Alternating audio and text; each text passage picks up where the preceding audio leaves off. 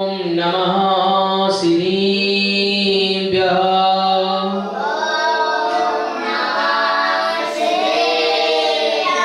ओम नमः सिद्धेभ्यः।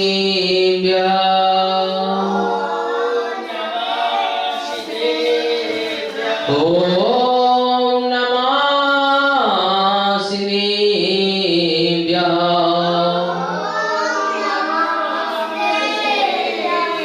ओम नमो हरिहंताण।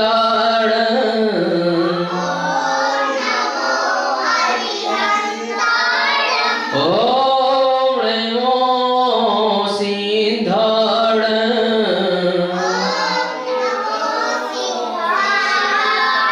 ओम नमो हरियाण।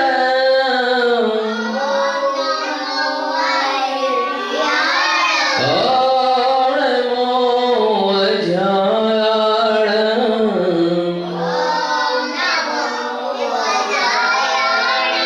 नमो लोय सविसाहुण।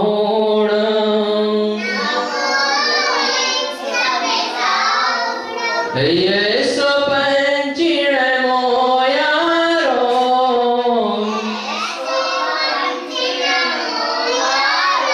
सब पाव प्रणाशिनो।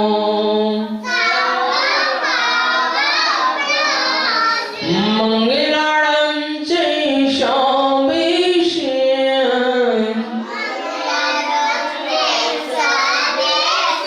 परमं होइ मंगलम्।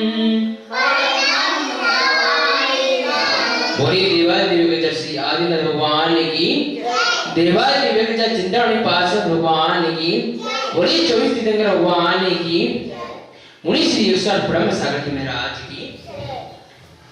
जैसा कि हमारा ज्ञानदान गुरुकुल में स्वाध्याय की श्रृंखला में चंद्रगुप्त मौर्य, जैन सम्राट चंद्रगुप्त मौर्य की कहानी पढ़ी जा रही थी, तो वहां से आगे पढ़ना हम लोग शुरू करते हैं जहां पे कल समाप्त किया था। तो जो संवाद चल रहा था वो चल रहा था किस प्रकार से, मतलब वो था कि किस प्रकार से कलंक पर चढ़ाई करने की सोच रहे थे आदिनाथ भगवान की प्रतिमा लाने के लिए। फिर इसके बाद क्या था कि आदिनाथ प्रतिमा की योजना जो बनाई थी लाने के लिए, तो वो अलग प्रकार से बनाई गई है ताकि उसका कार्य हो सके। तो क्या वह दुखद बात है, उसमें क्या कहा, वह दुखद बात है कि अजात शत्रु ने अपने पिता को मार डाला या मरवा दिया। यह दुखद बात है कि अजात शत्रु ने अपने पिता को मार डाला या फिर मरवा दिया। भगवान महावीर की मां राजा चेटक की पुत्री थी। क्या है, भगवान महावीर की मां राजा चेटक की पुत्री। किसकी पुत्री थी? चेटक की। तो चेटक वैशाली गणतंत्र के राजा थे। चेटक वैशाली गणतंत्र के राजा थे। उन्होंने अपनी पुत्रियों का विवाह उन्हीं राजाओं से किया था जो जैन धर्म को मानते थे। राजा चेटक की यह प्रतिज्ञा थी कि वे जैन के सिवाय किसी दूसरे से अपनी कन्याओं का विवाह नहीं करेंगे। सिंधु शौवार देश के राजा उदयन, अवंतिनी नरेश, प्रद्योत, कौशाम्बी के राजा शतानिक, चंपा के राजा बिंबिसार, ये सब राजा चेटक के जमाई थे। जमाई का मतलब होता है दामाद थे। तो वो जो चेटक थे वो महावीर भगवान की जो माँ थी उनके पिता थे चेटक, और बिंबिसार उनके दामाद थे, और उदयन भी उनके दामाद थे, और शतनिक भी उनके दामाद थे। ये सभी राजघर जैन धर्म को पालते थे। राजा उदयन की रानी ने तो अपने महल में एक चित्यालय बनवाया था। एक चित्यालय बनवाया था। चित्यालय बनवाया था, और उसमें वह प्रतिदिन जिन भगवान की पूजा किया करती थी। जिन भगवान की पूजा से मतलब है जिनेंद्र भगवान की पूजन क्या करती थी। जो हमारे यहाँ पे जो बैठे हुए हैं साधनाथ भगवान, महावीर भगवान, पार्श्वनाथ भगवान, इनकी पूजा क्या करती थी। राजा उदयन तापसों की भक्ति छोड़कर श्रमणों की भक्ति करने लगे थे। भगवान महावीर ने जहां जन्म लिया था, जिस भूमि पर यौवन की सुरभि को फैलाया, वैराग के बीज जिस क्षेत्र में पल्लवित हुए, वह तप की निगंत आधारशिला पर श्रमण धर्म को अंगीकार करके विश्व की विष पीड़ा को पीकर, जिस भूमि पर विहार करके अहिंसा पीयूष का कड़कड़ में बिखेर कर पशुओं और धर्म के नाम पर दी जाने वाली बलि को, बलात्चीकों को इस धरा से हमेशा के लिए विराम दिया। जो पहले प्रथा थी कई जगहों पर वो ये थी कि धर्म के नाम पर पशुओं की बलि दी जाती थी। जैसे काली माता का मंदिर हुआ तो वहां पर कहते थे कि बलि देने से खुश हो जाएंगी, जो गलत था। ऐसा नहीं है। भक्ति दूसरे प्रकार से भी करते हैं अगर अपन, तब भी वो माता खुश हो जाती है। जरूरी नहीं है किसी जीव की हत्या करके ही खुश हो। ये गलत प्रथा चलाई गई कि मतलब दूसरों को जीवों को मारने से माता खुश हो जाएगी, है ना। तो भक्ति करके भी वो खुश होती है, ऐसी कोई बात नहीं है। तो अलग अलग जगहों पर हिंसा हो रही थी, तो भगवान महावीर ने जवानी में मतलब जो यौवन अवस्था होती है, जब यौवन अवस्था में लोग शादी करके सुख सुविधाओं को भोग विलास करते हैं, उस समय उन्होंने वैराग को धारण किया और नग्न दिगंबर मुद्रा धारण करके उस चीज को फैलाया जगह जगहों पे कि वास्तव में धर्म क्या है, वर्ण अहिंसा का पाठ पढ़ाया। अहिंसा जिस पर महात्मा गांधी जी भी चले और बाद में अकबर भी चले। और एक जो उदाहरण आता है कि जियो व जीने दो का नारा है जो महावीर भगवान ने दिया था कि सभी जीवों को जियो व जीने दो। जियो व जीने दो का मतलब ये होता है खुद भी जियो और दूसरों को भी जीने दो। जीने दो का मतलब यही होता है कि दूसरे को जीने तो दे रहे हैं, लेकिन कुछ चीजें ऐसी कर रहे हैं जिससे उसको दुख पहुंच रहा है या फिर पीड़ा पहुंच रहा है, वो भी हिंसा में आ जाती है। तो अहिंसा हमें मतलब अहिंसक बनना है, हिंसा की ओर नहीं बढ़ना है। ऐसे महामानव इस युग के अंतिम धर्म तीर्थ प्रणेता अहिंसा के माध्यम से विश्व की आत्माओं में प्रेम का संचार करने वाले राजगृही की पहाड़ी पर धर्मोपदेश की सभा में अनेक तारागण के मध्य सुशोभित चंद्र की भांति दिव्य शरीर की कांति ये सभी दिशाओं में प्रकाशित करने वाले वैशाली के कुंड ग्राम में जन्म लेकर अंततः पावापुरी के पद्म सरोवर से मोक्ष प्राप्त किया है। उनके निर्माण को हुए अभी लगभग 100 वर्ष ही बीते। कितने? उस समय 100 वर्ष बीते थे, है ना। 100 वर्ष ही बीते हैं। इस मगध की तरह का कड़कड़ उनके उपकारों की सुगंधि से भरा हुआ है।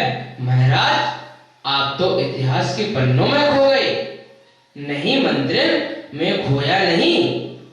सोच रहा था भगवान महावीर के निर्माण के बाद गौतम स्वामी ने इस जगत को अपने केवल के अंतहीन प्रकाश से प्रकाशित किया। गौतम, ये जो गौतम बुद्ध का जो धर्म चल रहा है, गौतम बुद्ध धर्म जो ध्यान मुद्रा में बैठे रहते हैं, वही गौतम बुद्ध यहाँ पर है ना। तो उसको बौद्ध धर्म के नाम से जाना लगा। एक बौद्ध धर्म अलग है, सनातन धर्म अलग है ना। तो यहाँ पर जितने भी सारे मंदिर है वो सनातन धर्म के अंतर्गत आते हैं, है ना। बौद्ध धर्म में जो नेपाल है, नेपाल बौद्ध धर्म को मानने वाला है ना।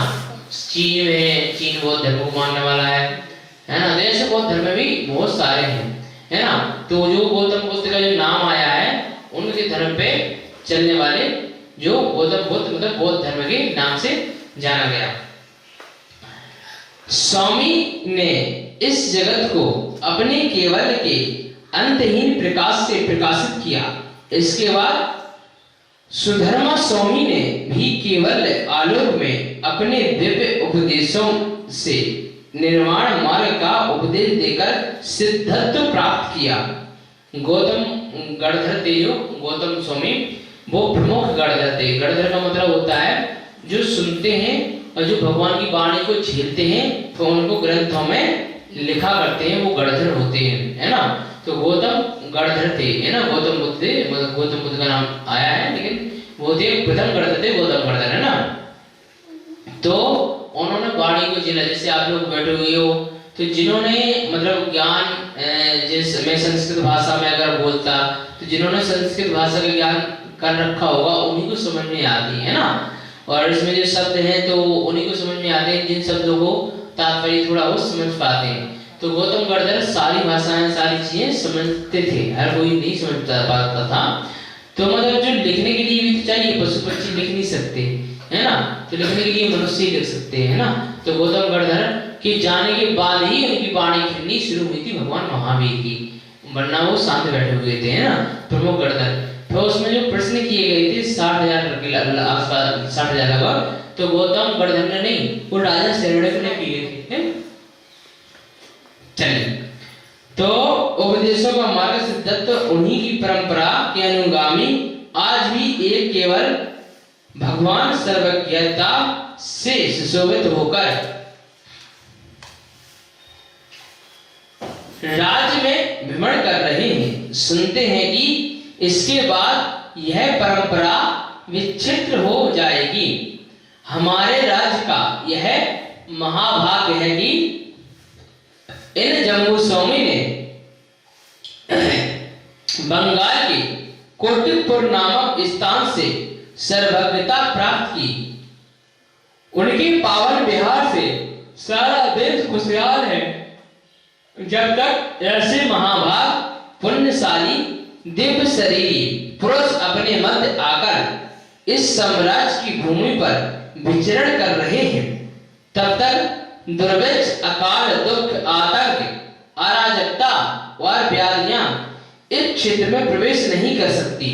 वार मंत्र तुम भूल गए कि यह आत्मा अद्भुत आत्मज्ञानी है। हमारी जो आत्मा है अद्भुत आत्मज्ञानी है, लेकिन इसे ज्ञानी मनुष्य तभी बना सकता है जब उसके ऊपर प्रकाश डालेगा एवं उस पर जोर देगा।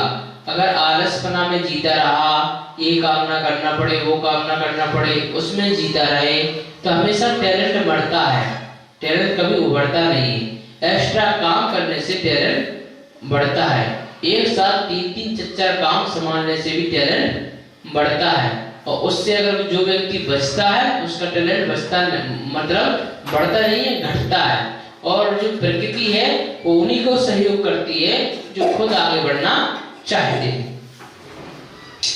विवाह के बाद भी एक से एक रूसी बधुओं की भाव भंगमाए इस आत्मा को उसके राजमहल में भी विचलित नहीं कर पाई।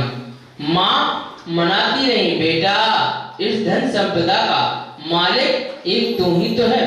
ये महावीर भगवान की बात चल रही है, मंत्री में और राजा की। तो वास्तव में महावीर भगवान किस नेचर के थे, उन्होंने क्या किया। उनके पास बहुत धन संपदा थी, लेकिन सारी धन संपदा को छोड़ करके वो मोक्ष की मार्ग पर चल पड़े। इन राजकन्याओं का क्या होगा? इस वंश की परंपरा चलाने के लिए ही सही मेरे पुत्र इन रूपसियों के रूप कुंड में एक बार तो डुबकी लगा कर दे, परंतु वह वैरागी सब कुछ लहरों की तरह देखता रहा और सब कुछ तटस्थ भाव से। और क्या हुआ? मंत्र तुमने भी सुना होगा कि उसी विवाह की पहली रात में एक चोर उसके महल में घुस गया। ये बाहुबली भगवान की बात है। किनकी बात है? बाहुबली भगवान की बात है ना। एक चोर उसमें घुस गया।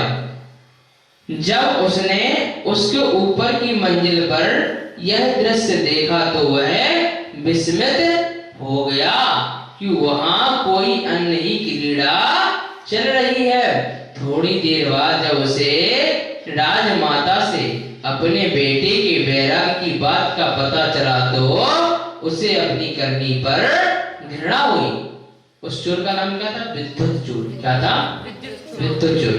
विद्युत चोर गया था बाहुबली भगवान के घर में क्या करने के लिए, चोरी करने के लिए। 300 चोर थे लगभग, है ना, बहुत बड़ा महल था। तो उन्होंने देखा कि 4 कन्याओं के साथ में इनका विवाह हो चुका है, लेकिन ये रुकने को तैयार नहीं है, क्या है, भागने के लिए तैयार है। और जब माता के लिए पता चला तो माता ये बहुत दुखी हो रही है, लेकिन ये रुकने के लिए तैयार नहीं है, अकेले बैठे थे। तो क्या हुआ, अपने इस घृणित उद्देश्य की निंदा करते हुए उसे अपने क्षत्रिय समाज का था वो, है ना, क्षत्रित्व का बोध हो आया और उसी समय वन की ओर प्रस्थान कर गया। क्षत्रिय, जो पहले के क्षत्रिय हुआ करते थे और अभी के क्षत्रिय, उनमें बहुत फर्क है। पहले के क्षत्रिय धर्म रास्ते पर चला करते थे, एक दूसरे की मदद किया करते थे, एक दूसरे का भला सोचा करते थे। आज के क्षत्रिय क्या है, वो वैसे नहीं है। आज के क्षत्रिय में से स्वार्थपना छा गया है कि अपना काम बनाना है और दूसरों का नहीं बनना है। एक प्रकृति का रूप ही है, इसमें कोई किसी का दोष नहीं है। लेकिन वो इंसान अगर एक दूसरे की मदद करते हुए आगे बढ़े तो असली क्षत्रिय का एक सिद्धांत या उदाहरण होता है। मंत्र, आप भी तो राजवंश की तरह इस जैनत्व की परंपरा में मंत्रित्व के विश्वस्पद को वहन कर रहे हो। राजन, इस चोर की बात पर से एक बहुत रोचक हवी हाल में घटित प्रसंग या अभ्यास सुनना चाहोगे? उन्होंने कहा, अवश्य। मिथिला नगरी में राजा वामरथ, इसको हम लोग कल पढ़ेंगे, है ना, क्योंकि ये कहानी। उन्होंने क्या कहा कि इसको सुनना चाहोगे? उन्होंने कहा अवश्य हम चाहेंगे, है ना। और एक संति साधो वन के बेचेरो, वह घड़ी कब आएगी। संति साधो वन के बेचेरो, वह घड़ी कब आएगी। चल पड़ो मैं मोक्ष पथ में, वह घड़ी कब आएगी। चल पड़ो मैं मोक्ष पथ में, वह घड़ी कब आएगी। आएगा वैराग मुझको इस दुखी संसार से, त्याग दूंगा मोहि ममता, वह घड़ी कब आएगी। त्याग दूंगा मोहि ममता, वह घड़ी कब आएगी। हाथ में पीछे कमंडल, ध्यान आत्मराम का, छोड़कर घर बार देश, ये घड़ी कब आएगी। छोड़कर घर बार देश, ये घड़ी कब आएगी। संत साधो वन के विचरो, वह घड़ी कब आएगी। पाँच समिति तीन गुप्ति, 22 परिसय वेश हों। पाँच समिति तीन गुप्ति, 22 परिसय वेश हों। भावना बारह जुबाओं, वह घड़ी कब आएगी। भावना बारह जुबाओं, वह घड़ी कब आएगी। संत साधो वन के विचरो, वह घड़ी कब आएगी।